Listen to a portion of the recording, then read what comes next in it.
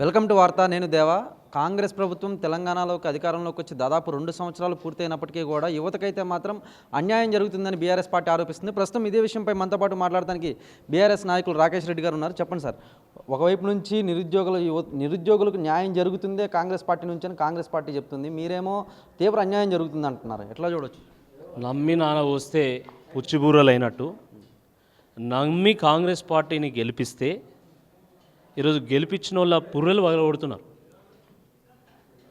ఏ యువత అయితే, ఏ నిరుద్యోగులైతే ఈ రాష్ట్రంలో కాంగ్రెస్ పార్టీని అధికారంలో తీసుకొచ్చిందో ఆ యువత ఈరోజు కాంగ్రెస్ పార్టీ ఇచ్చినటువంటి హామీల విషయంలో ప్రశ్నిస్తూ ఉంటే 2 ఏళ్ల నుంచి వాళ్ళని చిత్రహింసలకు గురి చేస్తున్నారు, మనోవేదన గురి చేస్తున్నారు.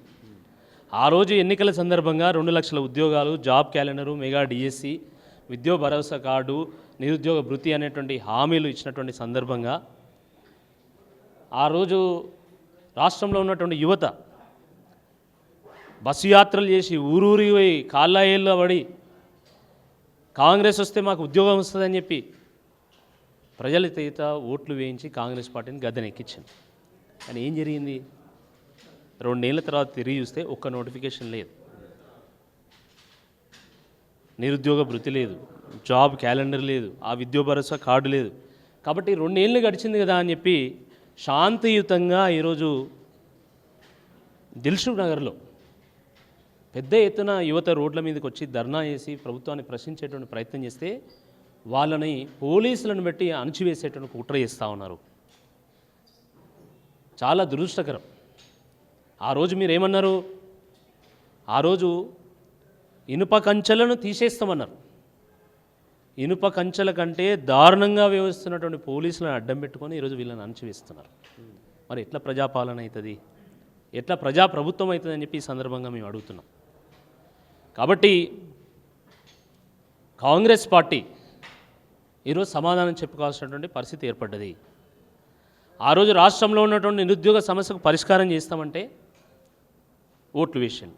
కానీ ఏ నిరుద్యోగ సమస్య పరిష్కారమైంది? కాంగ్రెస్ పార్టీలో ఉన్నటువంటి నిరుద్యోగ సమస్య పరిష్కారమైంది. కాంగ్రెస్ పార్టీలో ఉన్నటువంటి రాజకీయ నిరుద్యోగులకు ఉద్యోగాలు వచ్చినాయి, కానీ అసలైన నిరుద్యోగులకు మాత్రం ఉద్యోగాలు రాలేదు. నిరుద్యోగుల పోరాటం కాంగ్రెస్ పార్టీ నిరుద్యోగులకు ఉపయోగపడ్డది తప్ప ఈ రాష్ట్రంలో ఉన్న నిరుద్యోగ యువతకు ఉపయోగపడలే.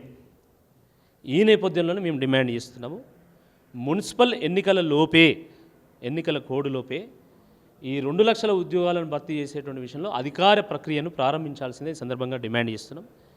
అదే కాకుండా యథా రాజా తదా మంత్రి అన్న చందంగా ఈరోజు ముఖ్యమంత్రి గారు బూతులు మాట్లాడుతున్నారు కాబట్టి పోలీస్ అధికారులు కూడా ఈ రాష్ట్రంలో ఉన్న యువత మీద బూతులు మాట్లాడేటువంటి ప్రయత్నం చేస్తూ ఉన్నారు. చూసినాం కదా సోషల్ మీడియాలో, అదేవిధంగా మన టీవీల్లో ఒక ఉన్నత స్థాయి పోలీస్ అధికారి ఏ రకంగా యువతతోని మాట్లాడుతున్నారు, ఏ రకంగా దూషించడం మనందరం కూడా చూసినాం. ఇది సరైనటువంటి పద్ధతి కాదు. అధికారుల స్థాయిలో ఉండాలి. మీరు ప్రజల హక్కులను హరించే విధంగా, ప్రజలను అణచివేసే విధంగా చేస్తే తప్పకుండా ప్రజల పక్షాన పోరాడడానికి మేము సిద్ధంగా ఉన్నాం. ఇప్పటికైనా తన తప్పును తెలుసుకొని ఆ ఉన్నతాధికారి వెంటనే రాష్ట్రంలో ఉన్నటువంటి నిరుద్యోగ యువతకు క్షమాపణ చెప్పాలా, ప్రభుత్వం కూడా చెప్పాలి.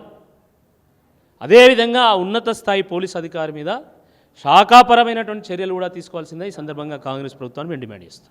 రాహుల్ గాంధీని BRS party working president KTR అంటే దాదాపు 10 సంవత్సరాలు మంత్రిగా చేసినప్పటికీ ఒక ప్రజానేతగా ఉన్నత స్థాయిలో ఉండి ఇట్లా హౌలే అని అనటం పట్ల కాంగ్రెస్ పార్టీ తీవ్రంగా అభ్యంతరం వ్యక్తం చేస్తుంది. ఎట్లా చూడొచ్చు? అంటే మీరు ఏదైతే అది మాట్లాడి నమ్మించి మోసం చేసి మీరు అవతల పడచ్చా? ఒక జాతీయ స్థాయిలో ఉన్నటువంటి నాయకుడు, రేపు మాపు ప్రధానమంత్రి కావాలని కలలుగనేటువంటి నాయకుడు అశోక్ నగర్కి వచ్చి వందలాది మంది వేలాది మంది విద్యార్థులతో మాట్లాడి కాంగ్రెస్ పార్టీని గెలిపిస్తే ఏడాదిలోపు 2 లక్షల ఉద్యోగాలు ఇస్తామని చెప్పి, జాబ్ క్యాలెండర్ ఇస్తామని చెప్పేసి 2 ఏళ్ళ నుంచి అని కనబడకుండా పోతే ఏం మాట్లాడాలి? మరి ఏజ్లు పెరిగిపోతున్నాయండి, ఇంట్లో ఒత్తిడి పెరిగిపోతున్నది, సమాజంలో ఒత్తిడి పెరిగిపోతున్నది.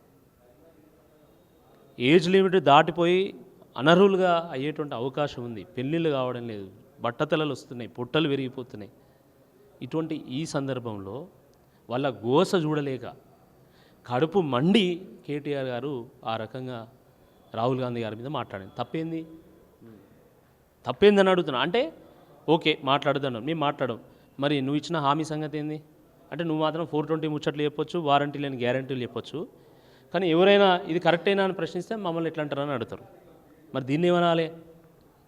ఇది సరైనటువంటిది కాదు. మీది కరెక్ట్,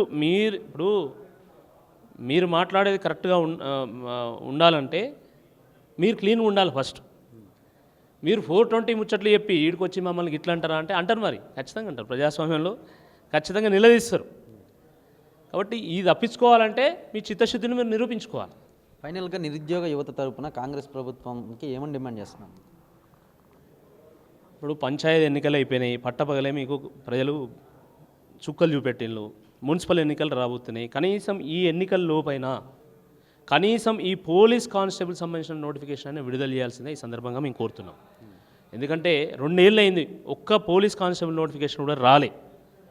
కేసీఆర్ గారు ఆ రోజు 3 దఫాలుగా నోటిఫికేషన్లు ఇస్తే 50,000 మంది రిక్రూట్ అయ్యారు. 2 ఏళ్ళు అయింది, నువ్వు ఒక్క నోటిఫికేషన్ వేయలే, ఒక్క పోలీస్ అధికారిని కానీ కానిస్టేబుల్ కానీ ఎవరిని రిక్రూట్ చేయలే. సుమారు ఒక దిల్సుఖ్నగర్లోనే 2 లక్షల మంది ఈరోజు పోలీస్ కానిస్టేబుల్ కోసం ఆడ హాస్టళ్ళల్లో ఇరుకైనటువంటి గదుల్లో ఉంటూ, గాలి వెలుతురు లేనటువంటి గదుల్లో ఉంటూ, ఆ వచ్చిరాని తిండి తింటూ నానా బాధలు పడుతూ ఈరోజు ప్రిపేర్ అవుతున్నారు. కనీసం వాళ్ళ కోసమైనా ఒక నోటిఫికేషన్ వేయాల్సిందే ఈ సందర్భంగా మేము డిమాండ్ చేస్తున్నాం. అదేవిధంగా ప్రభుత్వం తలుచుకుంటే ఒక జాబ్ క్యాలెండర్ రిలీజ్ చేయడం పెద్ద విషయం కాదండి. ఒక్క క్యాబినెట్ సమావేశం బట్టి ఒక పెన్ను పోటుతోనే ఇచ్చి పడేయచ్చు. కాబట్టి దాన్ని కూడా పరిష్కారం చేయాల్సిందే ఈ సందర్భంగా మేము డిమాండ్ చేస్తున్నాం.